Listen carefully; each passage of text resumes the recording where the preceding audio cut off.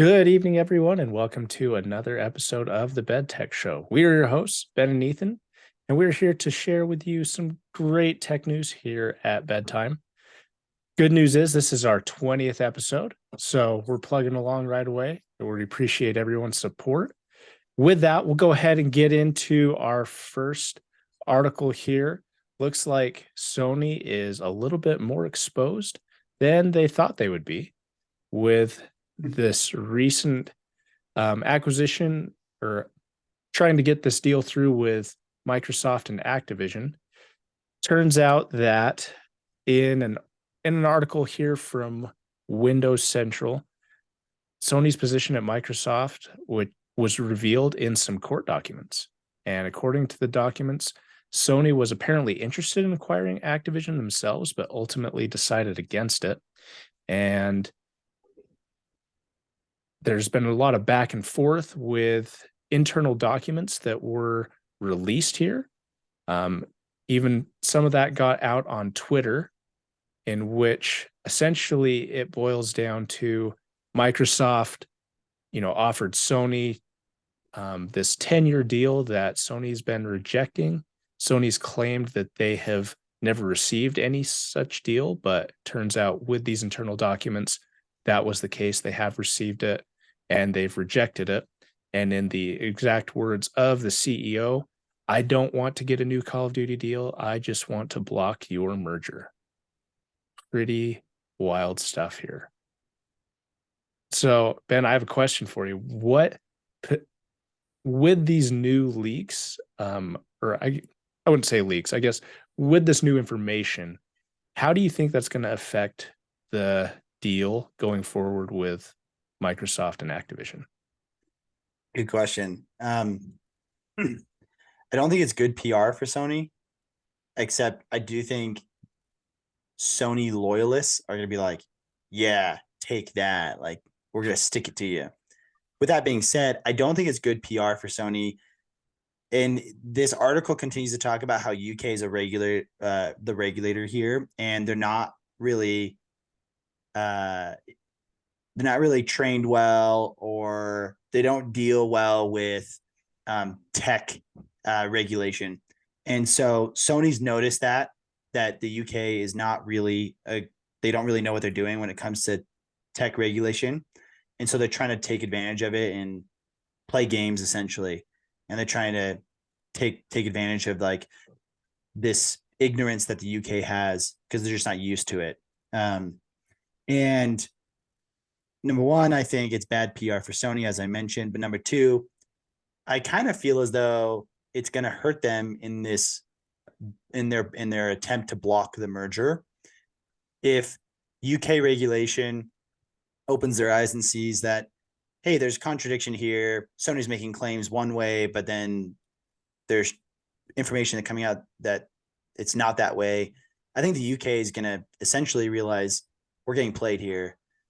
This deal, maybe Sony's claiming things that really aren't as true as they say it to be, and Call of Duty is there. Microsoft's not going to have as big of a market control as Sony says they will, and so I think it'll hurt them overall because it just looks like they're playing games. I mean, that's what they're doing, and I think everyone's going to catch wind of it and realize, all right, this is all just for show and just to, kind of stick it to Microsoft. So I think it'll hurt them personally.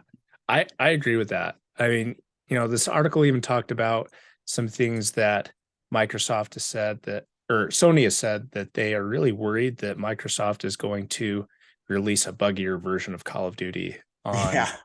Sony, or they're gonna like delay updates that would hurt the overall thing or delay content, which is the exact same thing that Sony is currently doing with Call of Duty. They have a deal with Activision that gets them priority access to content, even such that there have been complete game modes or levels that are exclusive just to Sony. Mm-hmm. And so it's not that. So, it's really interesting. Like they're saying one thing when they're actually making that practice themselves. And I mean, I understand, the history of Call of Duty. It used to be the other way around. Microsoft used to have the priority access back in like the Modern Warfare 2 time frame. They always had priority access over Sony. So it's gone back and forth here. But Yeah. now that Sony has got this on record, making this, it, as you said, doesn't it doesn't make their image look very good at all. Yeah. It just kind of goes to show that they're just being manipulative here, and they're just blocking for the sake of spite Yeah. and competitive pettiness. Yes. Yeah, So I that agree. doesn't look good in regulation. That doesn't look good in law. It's like you Yeah. you can't just block someone out of spite. You know, if there's not a lot of substance there and substantial evidence, um, it's people are going to realize that and say, all right, this is all just a fuss. So we're moving Yeah. along. Yeah. And then, like if I was a regulator and I would say, you can't do this just out of spite. And they say, oh, we want to block this because it'll be bad. And then, the regulators would come and say, oh, but you said spite. So, Yeah, exactly. yeah, this is not a good, it's not a good look for Sony.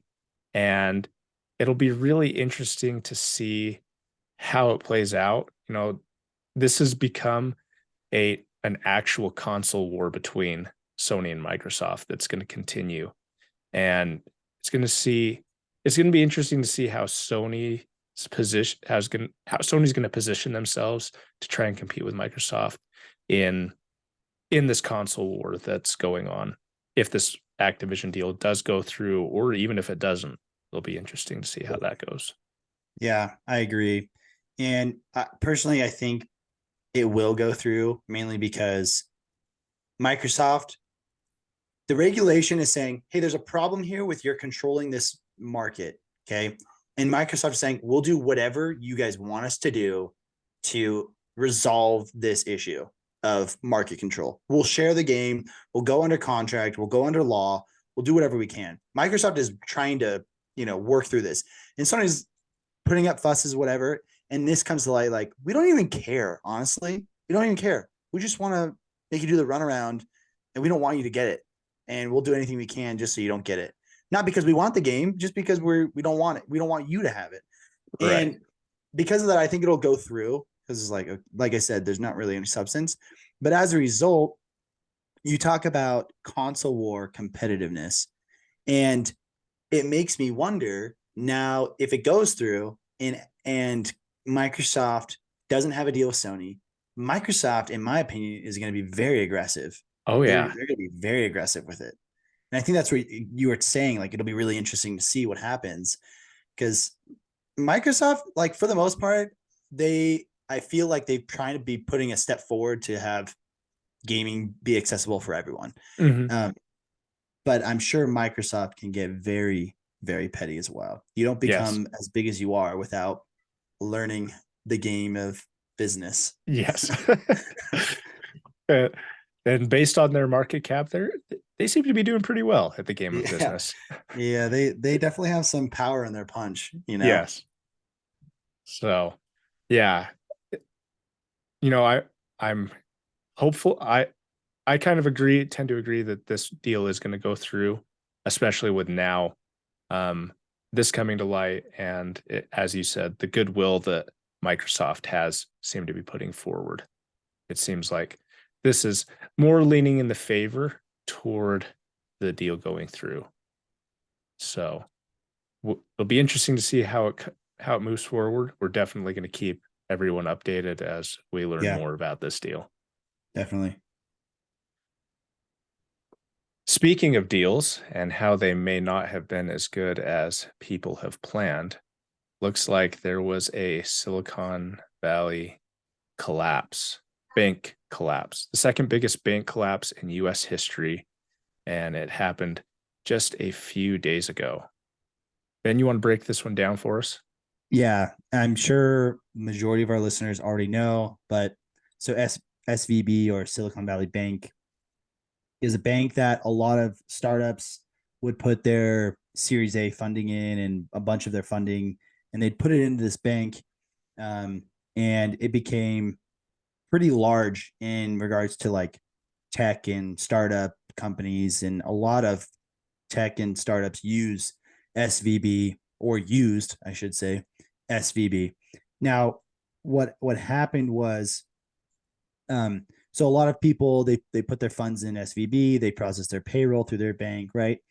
What happened was SVB um, mentioned in their update this last week that they had some losses, larger than people expected. So the the losses caused a bit of a panic, and people did what's called a bank run, where they go to the bank and they start withdrawing all their cash because they're scared that the bank that is holding your cash isn't handling it well and they're losing money, right? Hmm. That's never a good sign. So a lot of Yeah. people, everyone went to the bank. Sorry, I think you were going to say something there. No, you're good. Keep going. Okay, yeah. So they did a bank run. You know, all these people that bank with SVB, they did a bank run. They're withdrawing their cash, and it came to the point where SVB became insolvent. They didn't have the cash liquid to provide the people that are withdrawing. As a result, they went under pretty much. To sum it up, and a lot of people, this is going to have repercussions across the board. So companies that bank with SVB, if they can't get their money and SVB went under, then as a result, people aren't going to get paid. And as a result, people are going to be fired. So it's really sad because a lot of people are going to lose out on money because this bank, Silicon Valley Bank, mishandled the money that they got from all these tech companies and the startups. And uh, in addition to that, I think the other reason why it became so widespread, it caused more panic across the board. So people that bank with big banks like Wells Fargo, Chase, Bank of America, they all started doing bank runs and running to the bank, withdrawing, trying to get as much cash as they can out because everyone was kind of scared of this situation. And as a result, you see stock prices from all these companies drop. Kind of scary. Yeah. And it obviously shakes the nerves. My question to you, Ethan, is do you think this is like a temporary situation in that banks will rebound? Or do you think that this will cause an even greater collapse and we're going to go into, I don't want to fearmonger, but potentially like a second Great Depression or a very bad recession? Ooh, that is a great question. I have a feeling that this is going to further moving into a recession than we have anticipated or wanted. I kind of feel like the economy now is uh, this year's or between last year and this year has been a little bit teetering Mm-hmm. on the brink. And then now with this coming and the implications that it has in the tech industry is going to trickle down into everything else because the tech industry does have such a huge influence on our economy as a whole. Um, you know, with tech, you've got companies who are prioritizing growth and trying to avoid risky practices. And here, the bank was doing aggressive expansion and getting into these risky lending practices such that it caused people to withdraw everything out and cause this collapse. I think that it is going to potentially drive us further into a recession. What are your thoughts on that? Yeah, I unfortunately kind of agree with you. Um, and I don't want that to happen. I want this to be like, oh, it's quick news, a week later, 2 weeks later, like rebound, but I don't think that'll happen. More people will be out of jobs. Um, More people will be selling off stuff. Everything's gonna be pumping into the market, and there's gonna be a lot of people trying to just scrap for money, and not enough jobs to provide for that. People are behind on their payments for everything, cars, homes, you name it, and more people losing their jobs, getting behind, You're going to see more companies not getting their payments that they should be. It's just going to cause a domino effect. Yeah. And that's the unfortunate thing. Um, I agree. And I would recommend that people hedge and be safe with their finances, right? Don't splurge like crazy. That's my advice for people listening. Um, just be smart with your money and try and hedge, prepare for potential hard times ahead. So Yeah. I mean, as unfortunate as it is, I was hoping like with this year, there's been a greater trend in the market as a whole. But now, since Wednesday, there's just been a huge decline over everything. And yeah, it's it bloody markets.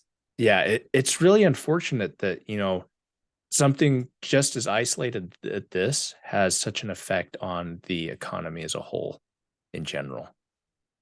And it will be really interesting to see, you know, how these concerns they raise such a wide impact on the economy as a whole. And as the tech industry is continuing to grow, I really hope that, companies and banks are really going to prioritize responsible growth and avoid these risky practices. You know, we've seen in history risky practices that have gotten us into recessions, gotten us into um, negative impacts for the economy. It would be really nice to see that we could learn from that. However, it seems like they keep repeating every now and again. Yeah. Yeah. History kind of repeats itself. Yeah. And it'll just be a disastrous consequence if this continues and doesn't become a quick rebound. I really hope that it is from that. However, I fear that it's not. I agree. Dude, the 20 teens was primo. Yes. I mean, 2012 to 2019. Oof. Oh, that Oof. was Ooh. wonderful. Yeah. I Yeah, mean, let's go make steadily. money. Yes. Yeah. Yeah, it was good. And now we're seeing tough times. It's Yeah. kind of wild. It, yeah, it's pretty wild and hasn't it's been really hard to predict everything that's going Yeah. on. Yeah. For real. Just a lot of wild stuff happening. So that's why I say, just try and prepare for whatever might come. So Yeah. Money in the mattress might not be a bad idea. that's Even though I've always said that is a bad idea. right. Just buried in my backyard. Yes. All right.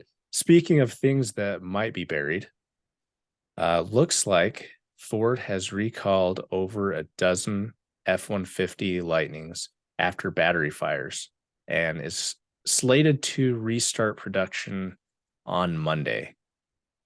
So Ford has issued some recalls for 18 of their F-150s and said that the root cause was a South Korean battery supplier. And there have been reports of battery fires with their battery packs. Not only has this affected F-150s, but there have also been recalls of the Mustang Mach E with concerns of safety defects that could render the vehicle immobile. There's also been recalls with some other vehicles from other manufacturers. Uh, One of the things with this, the battery fires, while they are rare, they remain a serious concern for EV makers, especially since the majority of the vehicle is your battery pack. And, any fire with that could cause significant harm to the overall structure of the battery itself. With this, what effect do you think the recalls on the F-150 Lightning and these EVs in general have for the market of selling EVs on customers? What effect do you think that'll have on consumers' minds Yeah, with great these? question. I honestly, I don't think it'll have that big of an impact. I think people that are buying EVs are already sold on EVs. And I don't think that the battery pack fires is going to really have a negative impact on those buying. I think people are just going to say, if it gets on fire, I'll just get a new one. I'll just, like, okay, it gets on. I mean, I feel like that would be my approach. It's like, yeah, I wanted this truck. I've been waiting for this truck. I'm going to get it. And then once I get it, and if it does go on fire, like that's going to suck for, a little bit, but like Ford should and will replace that Yeah. because the car's battery shouldn't be going on fire. This reminds me of the Samsung phones, Oh right? yes, the Their Note. batteries, yeah, the Note, Yes. their batteries would go up in flames, right? Oh yes. And that's what it reminds me of. And I think from a consumer perspective on the phone industry, iPhone was such a hot competitor that Samsung took a hit from the market. But because EVs, it's already its own niche market, I don't think people are really deciding EV gas. You're either one or the other, in my opinion. I mean, personally, that's my thought. I could be completely wrong there. But I think people, like I said, people who want to buy an EV, they're already sold on the concept of an EV. They're not worried about the battery. And if they see this, they're like, they're starting production next week. They probably got it figured out, new supplier, Yeah. or they figured out what the issue was in the factory of the supplier. They fixed that. I don't think it'll affect the market. What are your thoughts? Do you agree, disagree? Why? Um, I really like your point that, this is a niche market. And it got me thinking, even though these are consumer products, it is a different type of consumer product than it would be for a cell phone. I think if this was like a smaller product, such as a cell phone or something that's a little bit more consumable, that it would have a big effect. But because it's such a big purchase, and as you said, people that are in the mindset of buying an EV have already really made up their mind, done the research, and they're just going to buy one anyway because of whether they like it for the environmental impacts, whether they like it for the technology, or whether they like it just because they have so much torque and can go quick. People have already made their minds, and I don't think that this will affect it that much either. You may see people lose a little bit of faith in certain manufacturers of EVs. However, I Yeah. think their view for the overall EV in general won't change. I agree with that 100%. You hit a point that I thought of earlier I didn't make. Ford has always had a bad rep in the back, like in the history, the background, not the background, but in the past. And this isn't helping them, Yes. like everyone always is like, I don't know about you, but everyone that I know that doesn't own a Ford loves to make fun of Ford. Yes. And this doesn't help. So I agree 100% with you on that point. That's a really good point that the manufacturer for the EV may take a hit, but the overall market, like I don't think people are going to say, well, not getting an EV anymore. I just don't think, because like you said, it's such a big purchase.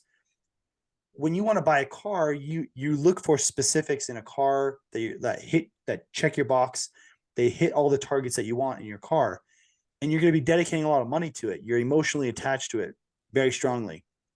So you're looking forward to this EV that you want to get, and a recall happens. I think people are just going to say, I'll either wait or I'm not going to worry about that. And if it does happen, then I'll just wait for my next one. Yeah. Because the replacement or the alternative is something that just that they're not emotionally attached to. They're not passionate about. And yeah, it Right. doesn't meet the needs that they want for a vehicle.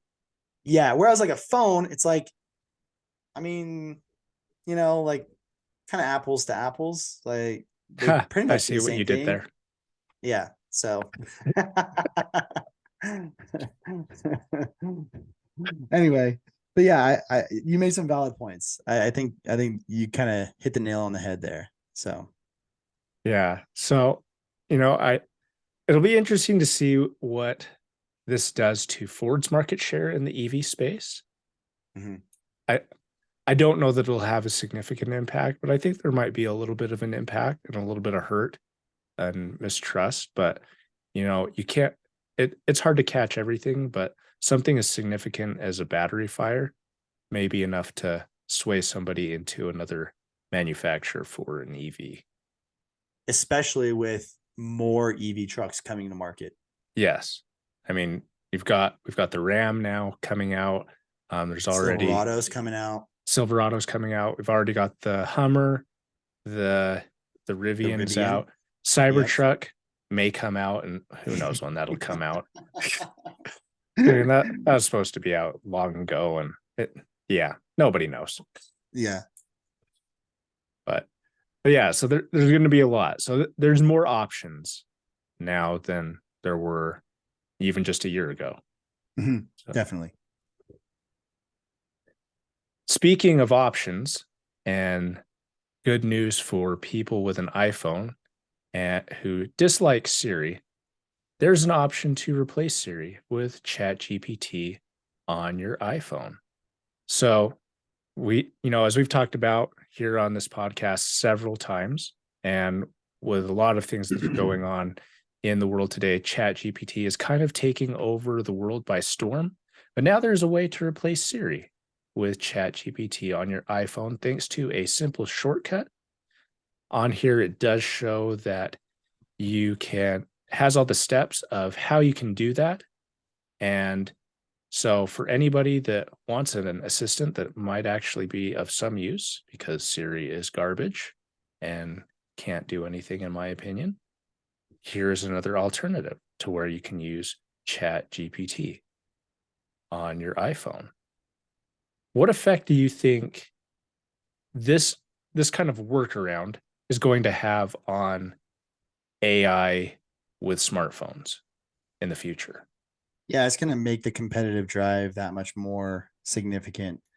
We're already seeing it from internet search engines between Google and Microsoft. Um, this will make it even more aggressive. Apple will probably want to come out with their own AI.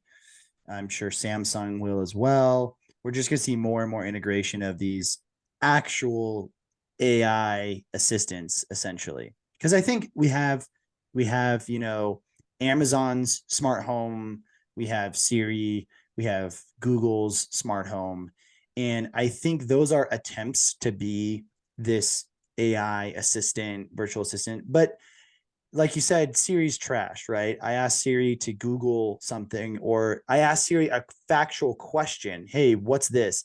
And it pulls up a Google search. And I'm like, I literally could have just opened Safari and voiced my question and gotten the same results. It's just worthless, like I Yes. don't need that. I want the answer. And that's what ChatGPT is going to give. So I think it's just going to make the market that much more competitive.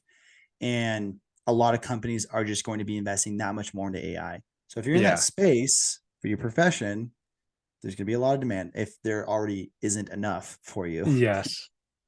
I agree. Those are some good points. I think this is going to finally leverage AI on the phone to a point that we will get to Jarvis. I really want Jarvis in my home. Oh You yeah. know, that's my goal in life is to have Jarvis. When I forget what I ate for breakfast and he can say gluten-free waffles. That's the quintessence of life. Yeah. That'd be so awesome. An AI with like a respectable yet quirky personality. That'd be Yes. really fun. You Yeah. like joking around with. Yeah. That would be sick. I agree. We're heading that direction. Yeah. I mean, this is kind of cool that you have this workaround on iPhone. I mean, you'll pretty much be able to ask it anything except for poems about Trump. Can't do that. But pretty much anything else, you'll be able to ask it and you'll finally get a coherent and maybe right response. That's about 50-50 sometimes, but Yeah. definitely Hopefully better just than Siri. yeah. Oh, far and away better than Siri. Um, I don't know if I'll download it. I really wanted poems about Trump every night, but guess I'll have to survive. I guess, maybe Siri might have the answer to that. And that may be one Siri will give advantage me a of Siri. Google list. That's what Yes. Siri will give me. And Uh, it'll be a bad Google search. It'll be like trumpet poems, like learn about yes. trumpets in poetry. And it's like, no, that's not what I'm looking for. Siri. Yeah. Yeah. I'm pretty sure that would be the case too. So now, well, maybe we should just do that, you know, on our own to see if that's really what happens as a use Yeah, case test. test it Test out. it Yeah, out. that'll be funny. I I saw a clip. I don't know if you'll remember this, but you and I, similar age, we grew up in the same era. Some of our listeners, if you're around our age, you grew up in the 90s, 80s, 90s, early 2000s. Disney had a movie called Smart Home. Smart Home. I think it's called Smart Home. And it was like these kids had a dad, single dad, and he's raising these kids. And the dad started dating a girl that the kids didn't like. So they made their house, or they got a house that was like this smart home house, and they made the house be like a female voice and be like a nurturing, caring, like robot in the house. And I used to watch this all the time. Thank you. Yeah, here it is. So like they Smart asked the house. house to like play music and turn on lights and have a party while the dad's out, you know. Anyway, and the lady that you see there in the screen, the photo or whatever, that's the artificial image that the house portrays itself as. Okay. Anyway, I saw a clip of it recently and I'm like, that is going to happen in the very near future. It's Yes. pretty much already happening, right? We have Amazon, all these smart homes, but they're not as intuitive as like what we see with Chat GPT. But as soon as we combine the two, it's gonna be insane. It's gonna be Yeah. crazy. That would be a really good integration. Well, I don't know if good is the right word to say. Uh, but integrating Chat GPT with Amazon or Google Home or Siri, maybe it might make that useful. But if there was a way to integrate that, um, that could really leverage the voice assistants that we already have, that we've already built up these databases with, to bring it to the HNL whole nother level type of a thing. No, definitely can. And then you can actually have conversation that you feel like is valuable, and it's not just, no, that's not what I said. No, that's not what I said. Like I have to repeat myself multiple times. Oh, yes. It's infuriating. Or I just don't get an answer, or I get a Google search and I'm thinking to myself, I'm not looking for a Google search. I can do that on my own. I'm looking for an answer. Yeah. So, yeah, it would make it much easier. Sorry, I cut you off. Yeah. My young 3-year-old daughter has recently started interacting with our Amazon ecosystem. And Oh it's man. interesting to see a 3-year-old try and work some of these smart things, and the level of frustration when Alexa cannot understand what my 3-year-old is saying. Yeah, it's does she just start getting louder and yelling and Yes. louder and yelling? That's what my kids Yes. do too. Yeah, our second little boy, he will scream his head off in frustration at the device. He's just like, play this song. And because he can't say it correctly, it just plays a completely different song. It's so Oh, funny. yeah. Maybe Chat GPT integration would be able to fix that. Yeah. I would hope. Yeah, So, most likely. all right. Well, that's what we've got for everyone here tonight. We thank you all for sticking with us and for supporting us with the channel. Please give us a thumbs up if you liked it. And if you didn't like it, that other button seems to work all right too. Make sure you send it to somebody you disliked. That way they can get a taste of it as well. Always ringling that dingling button so that you always stay apprised of new content as we add it to the channel. So, as always, have a wonderful evening, stay classy, and we'll catch you in the next one. Peace.